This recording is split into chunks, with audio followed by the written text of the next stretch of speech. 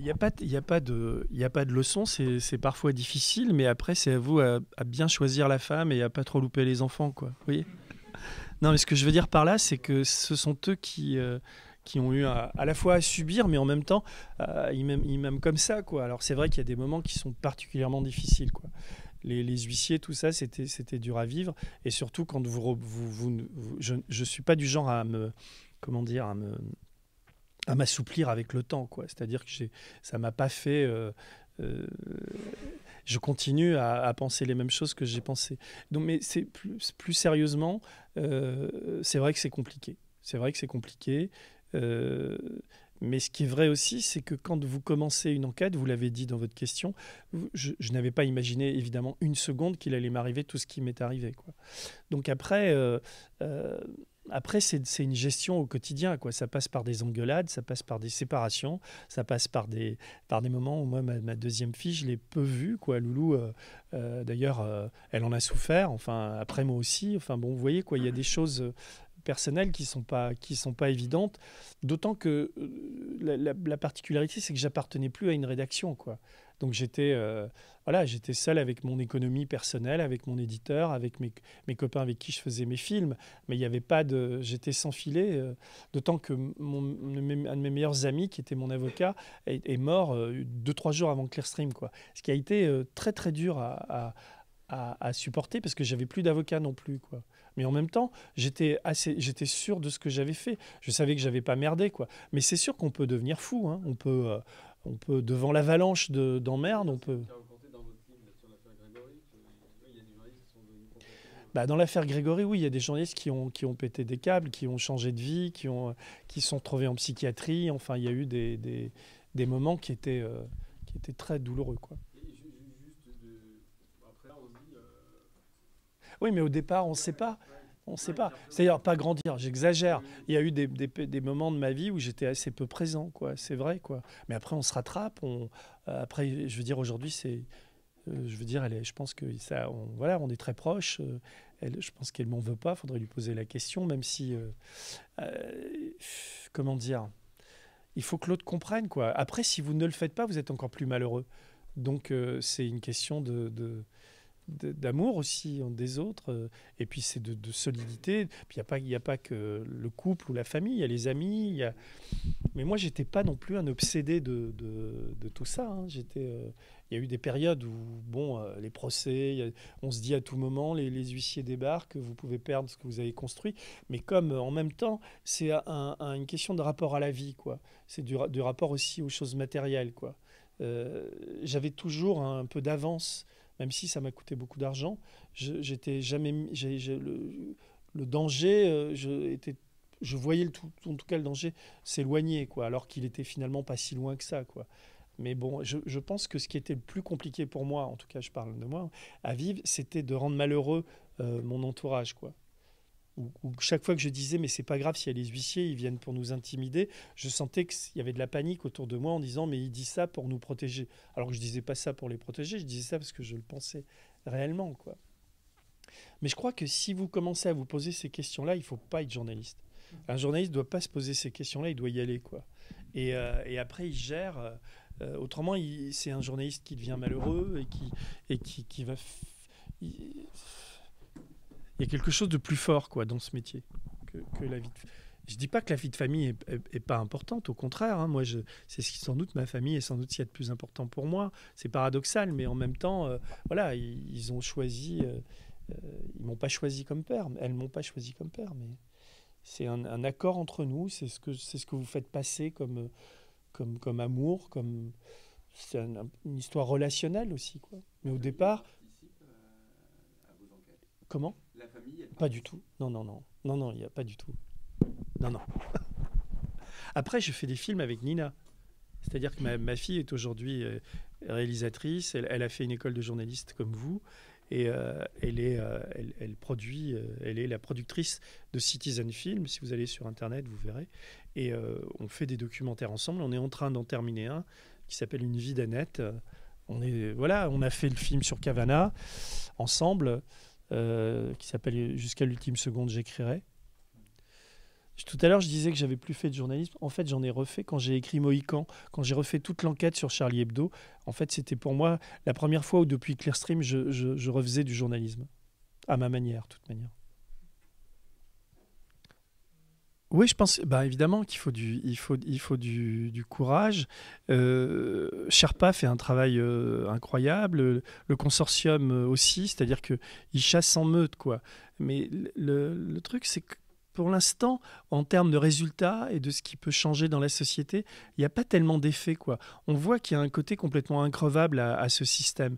Alors la force du consortium, c'est que contrairement à nous, ils ont une force de frappe assez formidable parce qu'ils tapent dans tous les pays en même temps, ils jouent sur toutes les opinions, etc. Mais vous voyez bien comment ça fonctionne. Et là, on l'a vu, LuxLeaks, c'est quand même incroyable la manière dont LuxLeaks a été éteint par la Commission européenne, toutes les tentatives d'enquête, toute la, tout ce qui pouvait inquiéter cette société qui s'appelle PricewaterhouseCoopers, qui fait partie des Big Four aujourd'hui. Tout ça, pour l'instant, ça a été sans effet, quoi. Donc il y a quelque chose qui se systématise avec le consortium, mais pour l'instant, il y a un côté quand même assez dur du système, en tout cas en Europe. Et aux États-Unis, on voit que ça produit que Wikileaks, finalement, et moi je trouve que Wikileaks est une des meilleures nouvelles qui soit arrivée, et j'aime beaucoup Assange, évidemment Snowden, etc. C'est des gens qu'il faut... pour qui j'ai un profond respect, y compris Julian Assange, mais ça a produit aussi Donald Trump, quoi. Donc quand on a du recul et qu'on essaie d'analyser ça, on voit bien que bon, ça demande un peu de pertinence. Là, aujourd'hui, avec ce qui se passe, la Mediapart, vous savez, j'ai des relations plus que tendues avec Edoui Plenel, mais on peut reconnaître que sur des tas de sujets, heureusement aujourd'hui qu'ils sont là, ils sont beaucoup plus, à mon avis, beaucoup plus pertinents que le Canard enchaîné sur ce type de sujet. Et sur l'affaire libyenne, alors, je ne sais pas ce que ça va donner, mais quand même, heureusement qu'ils ont fait ce travail-là, quoi. Donc... pour ce qui est de... Vous parlez de Mohican, pour moi, ça reste assez douloureux, cette histoire, parce que, là encore, on voit la manière dont les médias ont tué cette info-là, quoi. Et dont Charlie Hebdo continue à être... Ouais, d'accord. Voilà, ce qui... En tout cas, pour ce qui est de Charlie, Mohican, pareil, ça n'a pas été entendu. Enfin, le livre a eu un relatif succès. Les gens qui le lisent, on parle souvent, mais quand même, ça décrit, ça raconte une histoire de Charlie Hebdo qui est complètement inédite, quoi. Et moi, j'ai beaucoup de mal avec les actuels propriétaires de ce journal, quoi, qui ont quand même qui se sont enrichis sur la douleur, quoi, et qui ont spolié, et le mot est choisi à dessein, Cavana. Ils lui ont quand même volé ce titre, et Choron évidemment aussi, quoi. Toute cette histoire est vraiment crapoteuse, quoi. Et je crois que c'était très important de la raconter, de raconter cette complicité entre l'avocat Malka, Philippe Val, et actuellement Rhys je sais même oublier son nom là. Les types que j'aime pas, j'oublie leur nom. Alors, le trésorier de Charlie Hebdo. Ouais. Je pense qu'on peut, avec peu de moyens finalement, quand on fait une bonne enquête avec un livre c'est une économie assez légère, quoi. Après, les documentaires, c'est autre chose, mais aujourd'hui, un documentaire, si on le fait tout seul, hein, sans chaîne de télé, parce que ce qui était le cas de mes documentaires sur Clearstream, quand je les démarre, je suis avec un copain qui fait des films industriels, on démarre avec des caméras, on va filmer, on n'est pas payé, on fait ça à l'arrache, et après on va montrer nos images, on monte 20 minutes, et les types disent « Ah putain quand même », et on a des ronds. Et donc, avec ça, alors, on peut dire on change le monde, mais c'est un peu compliqué de changer le monde. En tout cas, on fait démissionner tout l'état-major d'une multinationale, un super PDG qui était inamovible pendant 14 années, mais la boîte vire les gens et c'est comme si on n'avait jamais rien écrit et jamais rien fait, quoi.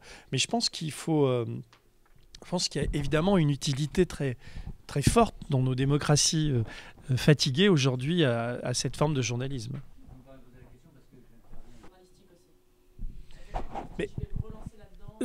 Mais, Mais moi, j'ai jamais pensé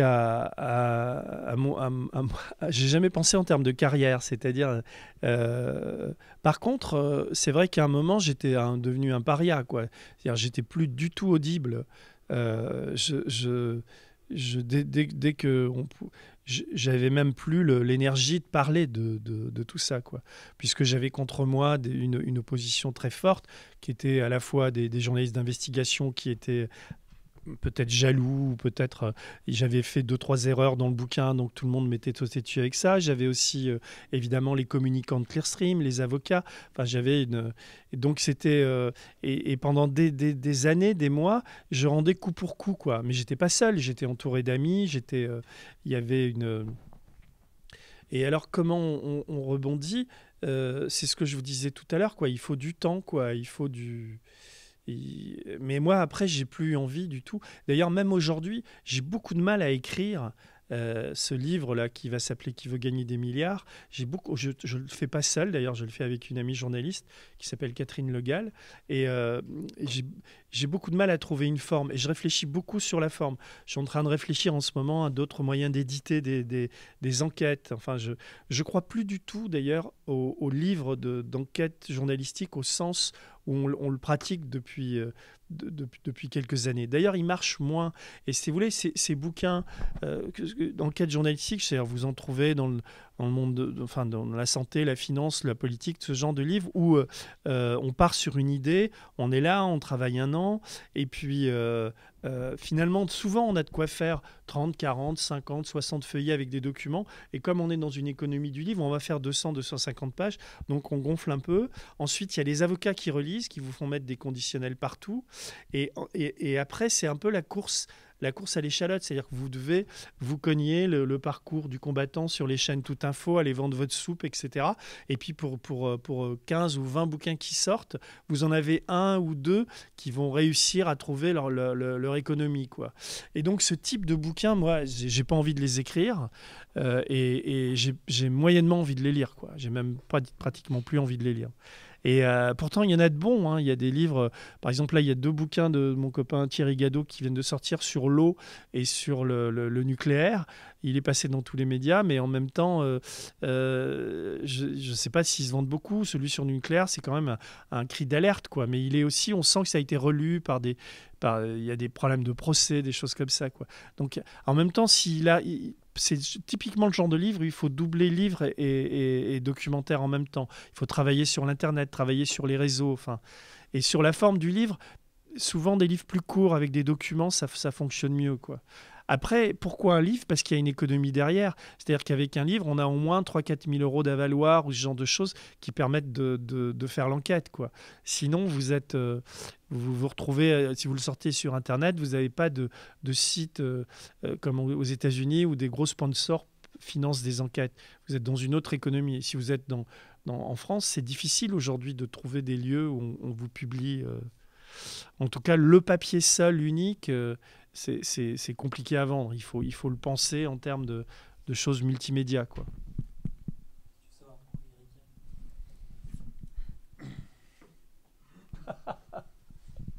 C'est assez juste. Ouais.